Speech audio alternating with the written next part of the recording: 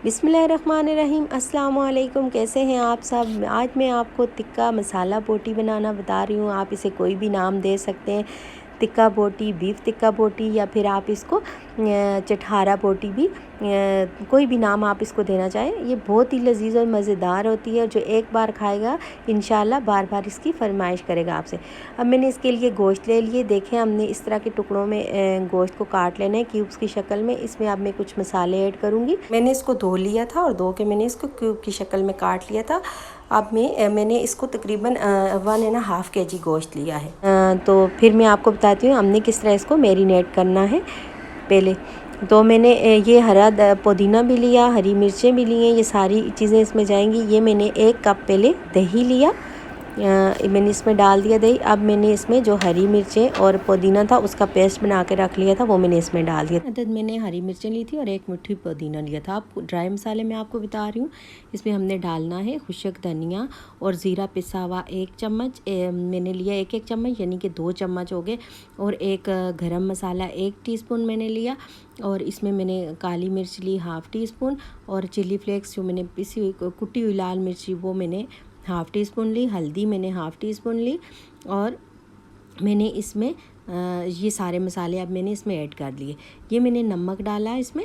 नमक मैंने तकरीबन 1 चम्मच ही डाला है, क्योंकि हमने इसमें तिक्का मसाला भी यूज़ करना है तो उसमें भी नमक होता है।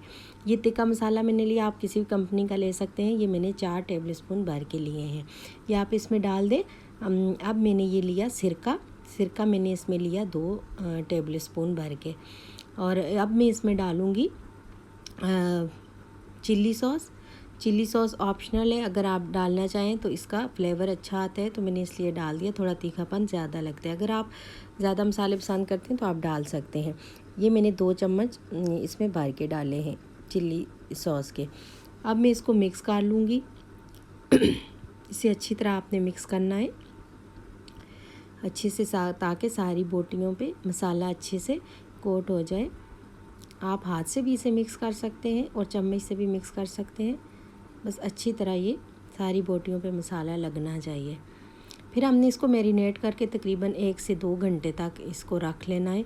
अगर आप डायरेक्ट इसको नहीं रखना चाहते, डायरेक्टली बनाना चाहते हैं, तो आप कुकर में डालें और 1 गिलास पानी डालें और फिर इसको आप कर लें, बना लें। ये देखें जी, आप मसाला इस पे हमने लगा दिया। ये मैंने 1 चुटकी इसमें जर्दे का कलर डाला था, आप ऑरेंज कलर डाल सकते हैं या येलो, जो भी आपके पास अवेलेबल हो। ये ऑप्शनल है, इससे थोड़ा सा कलर इसका अच्छा आता है। अगर आप स्किप करना चाहें तो इसे स्किप कर सकते हैं। अब मैंने इसको मैरिनेट कर लिया था, 2 घंटे रखा था। अब मैंने इसको कुकर में डाल दिया है। कुकर में मैंने डाल के इसमें अब मैं डालूँगी तकरीबन 1 गिलास पानी।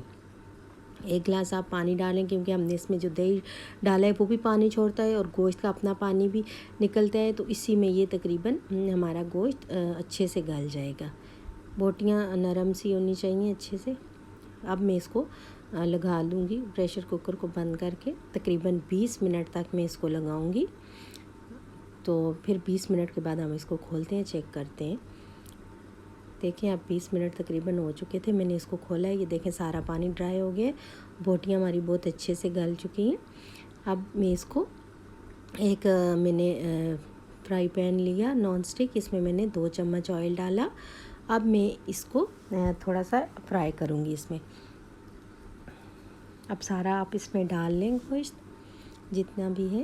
ये देखिए, इसका मसाला कितने मज़े का बना है। अभी इसे देखने में कितना प्यारा लग रहा है, खुशबू भी बहुत अच्छी आ रही है, खाने में बहुत ही टेस्टी होते हैं।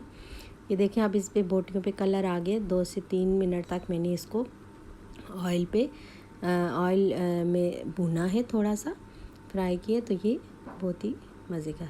देखें, ऑयल हमें ज़्यादा नहीं डालना है, बस 2 चम्मच ही लेना है। ये मैंने फॉइल पेपर ले लिया था। अब हम इसको कोयला मैंने चूल्हे पे इसको कर लिया था, दिखा लिया था। ये देखें, अब इसमें से धुआं निकल रहा है। मैंने 1 चम्मच ऊपर ऑयल डाला है। अब इसे आप ढाँपते, इसमें स्मोकी फ्लेवर आ जाएगा, तो लगेगा कि जैसे सीखों पे आपने इसको बनाया और कोयलों पे आपने टिक्के बनाए हैं टिक्का बोटी। ये बहुत ही मज़ेदार है। आप ये देखें, बनकर तैयार हो चुका है। आप इसे चटनी के साथ, नान के साथ पेश करें। इसके ऊपर 1 नींबू का रस मैंने निचोड़ा था, ये आप ऊपर डाल लें। और ये बहुत ही मज़ेदार है, जो एक बार खाएगा वो बार बार इसकी फरमाइश करेगा। अगर आपको मेरी कोई वीडियो पसंद आए तो इसे लाइक कर दें, और अगर आप मेरे चैनल पर नए हैं तो इसे सब्सक्राइब कर दें, और अपने फैमिली फ्रेंड्स और दोस्तों के साथ वीडियो को ज़रूर शेयर किया करें। दीजिए इजाज़त, अल्लाह हाफिज़।